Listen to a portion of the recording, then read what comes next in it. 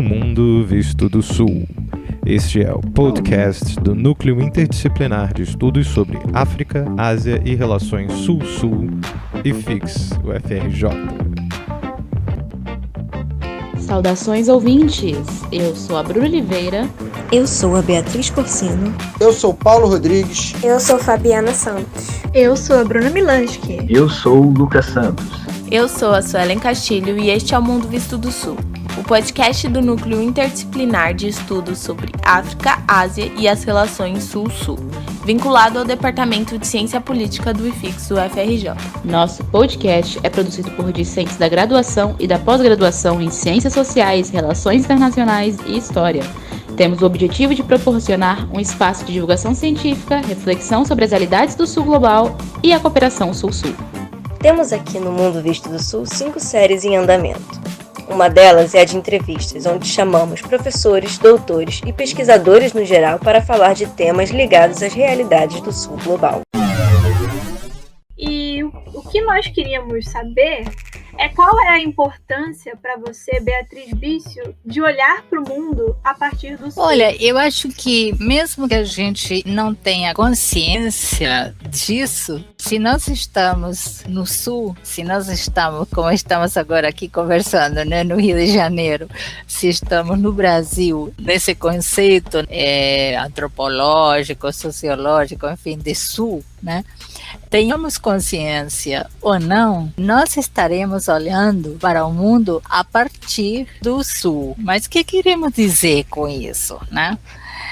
Eu entendo que o significado mais profundo dessa frase é que estamos analisando a situação do mundo a partir dos nossos valores, do contexto no qual estamos inseridos, da visão teórica, da nossa bagagem, digamos, teórica, né, que permeia nossas análises. Ou seja, conscientes ou não, nós sempre estamos fazendo uma interpretação que passa pela nossa subjetividade da realidade na qual estamos inseridos. E existe aí toda uma aspiração, digamos assim, que em palavras mais simples podemos dizer, de pensar por nós mesmos, né, as nossas realidades. Porque em geral, quando se trata de interpretações sobre a economia, sobre o desenvolvimento, sobre inclusive a cultura, né, é muito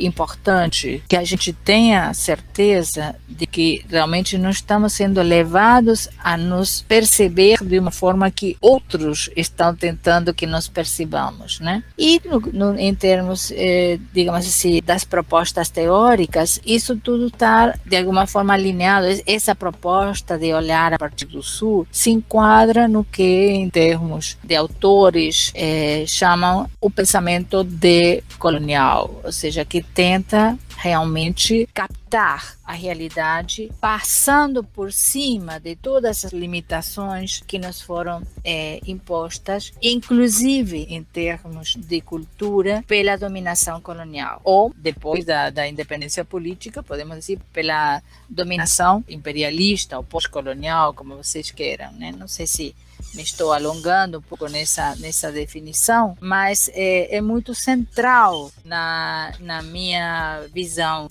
seja acadêmica, seja de ser humano, né? A necessidade de ter um pensamento próprio, de ter um pensamento crítico, de ter ferramentas para analisar a realidade que me permitam fazer uma elaboração dos elementos que eu tenho a partir das minhas convicções e não, digamos assim, absorver acriticamente posições que, em última instância, vão me levar a ver uma realidade distorcida.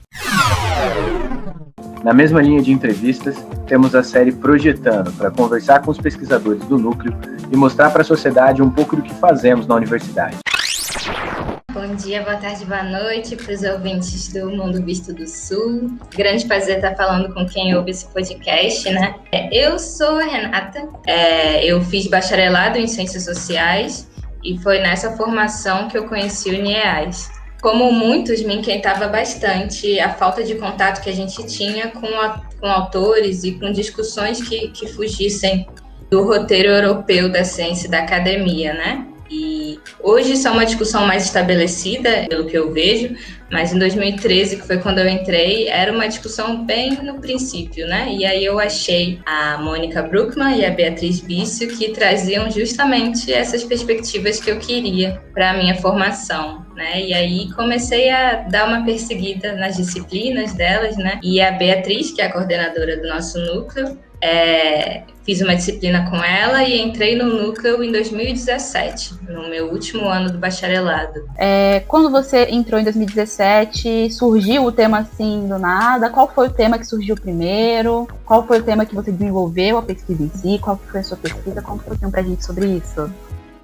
Pois é, a minha primeira pesquisa no NIAS foi sobre a representação do Afeganistão nas reportagens da BBC, né? E aí, na verdade, eu desenvolvi 2 pesquisas junto com o NIAS, né? Essa do Afeganistão foi completamente dentro do NIAS, mas a segunda eu já estava no mestrado, mas continuava com a orientação da Beatriz, né, e com as atividades do NIAS. Nesse primeiro momento, a pesquisa que eu desenvolvi, ela veio bastante de uma construção coletiva, né? Tinham outros colegas que estavam estudando outros países do Oriente Médio, e aí a gente meio que queria fazer uma cobertura de alguns dos países que a gente via uma subrepresentação ou uma representação que seguia uma narrativa específica, né?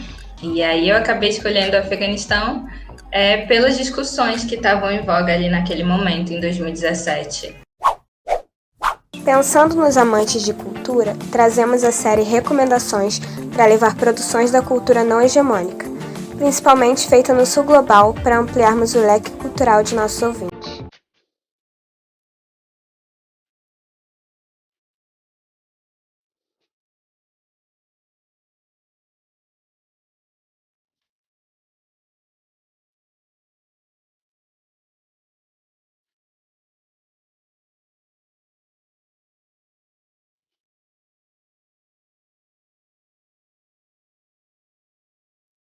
Essa é a música Latinoamérica do trio porto-riquenho Calle 13. Essa música traz uma narrativa como se fosse a própria América Latina, contando sua história, falando sobre sua cultura e sobre seu povo. Não à toa, a música começa com a afirmação: sou o que deixaram, sou toda a sobra do que roubaram, um povo escondido no topo. Sou uma fábrica de fumaça, mão de obra camponesa para o seu consumo. O clipe também reforça essa ideia de América Latina viva e ativa, quando, por exemplo, mostra a imagem de um coração batendo e a câmera sobe. Quando sobe, você percebe que o coração estava dentro do chão, dentro da terra. E junto a isso, tem um barulho de percussão no fundo da música que lembra a batida de um coração. A América Latina tem um histórico muito forte da influência europeia, principalmente quando se trata da França, da Espanha e de Portugal. O que Calle 13 faz ao introduzir uma narrativa onde a América Latina é quem fala, é quem tem voz, é justamente começar a denunciar essas influências europeias colonizadoras que o povo latino-americano possui até hoje. É importante pensar também qual é o contexto que o trio Calle 13 possui. Eles são de Porto Rico, e Porto Rico sofreu por muito tempo influência da Espanha. Mas em 1898, a Espanha perdeu uma guerra, e assim, Porto Rico passou a ser tutelada pelos Estados Unidos. Os Estados Unidos tentou e ainda tenta afastar o Porto Rico da América Latina de várias formas.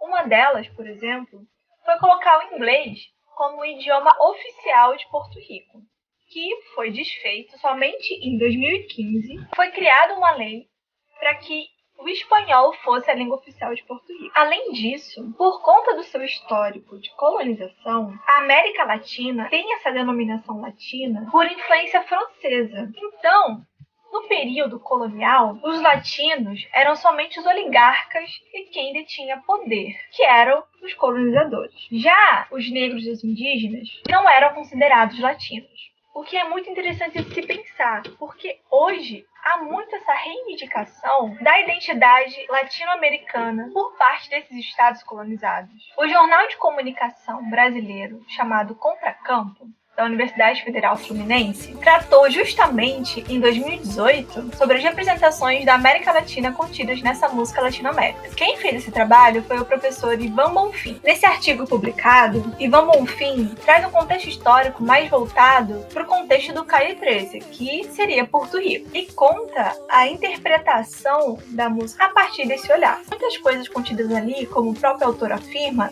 servem para pensar na América Latina num contexto geral, principalmente quando se trata de identidade. Em um trecho do artigo, por exemplo, o autor traz uma citação que diz o seguinte: identidade é sempre um ideal. A dimensão musical permite uma experiência real do que esta utopia poderia ser. E a série Descomplexificando a Academia carrega o nome da sua proposta: levar para fora, de forma menos complexa, os aspectos mais burocráticos ou mais complicados desse universo acadêmico. Saudações, ouvintes. Eu sou o Lucas Santos de Oliveira, sou graduado em Ciências Sociais e mestrando em Antropologia. E hoje eu estou aqui no Descomplexificando a Academia, que tem por objetivo trazer os aspectos burocráticos e complexos da vida acadêmica por uma linguagem acessível, mas sem perder o conteúdo. Eu vou falar agora um pouco para vocês sobre o processo de ingresso no mestrado, um pouco sobre como foi o meu processo, explicar quais são as etapas. A primeira etapa, sem dúvida, é escolher qual programa você vai participar do processo seletivo. Cada universidade tem o próprio edital, com as próprias regras, e com as próprias delimitações, principalmente aspectos que você tem que ficar atento, que é se o programa exige necessariamente um pré-projeto ou um projeto já formatado por você, para que você defenda esse projeto durante o processo seletivo e o apresente como parte inicial do seu ingresso, ou se, no caso, você não precisa apresentar projeto nenhum, mas passa por outras etapas num processo seletivo que não conta com essa etapa de análise de projeto. A ideia de levar para fora da universidade é muito importante, mas a ponte de trazer a comunidade para dentro também é. Com isso, pensamos na série Histórias do Mundo por Histórias de Vida, para trazer depoimentos e histórias que refletem não só pesquisas e estudos das humanidades, como também enriquecem a vivência de qualquer um que se arrepie com o que acontece no cotidiano individual. Enfim, a questão é que nós estávamos num hotel, já tínhamos saído do apartamento onde morávamos porque consideravam, as pessoas que tinham advertido a ele que era melhor tomar precauções, consideravam que o apartamento era muito visado e cada noite estávamos num hotel diferente. E na terceira noite apareceram no quarto às 3 da manhã 4 caras armados e de metralhadoras e cobertas as caras com aquele chapéu, aquele gorro de esquiar, deixa só os olhos de fora e disseram: você tem 24 horas para abandonar o país. E não se esqueça, se quiser acompanhar tudo que fazemos nesse projeto de extensão, entre no nosso canal do Telegram. O link está na descrição de nossas páginas, seja no Twitter, no Facebook ou no Instagram. Procure por NIEAS, N-I-E-A-A-S, UFRJ. E nos siga para continuar sabendo um pouco mais do mundo visto do Sul. Fique com a gente, porque nos vemos em breve.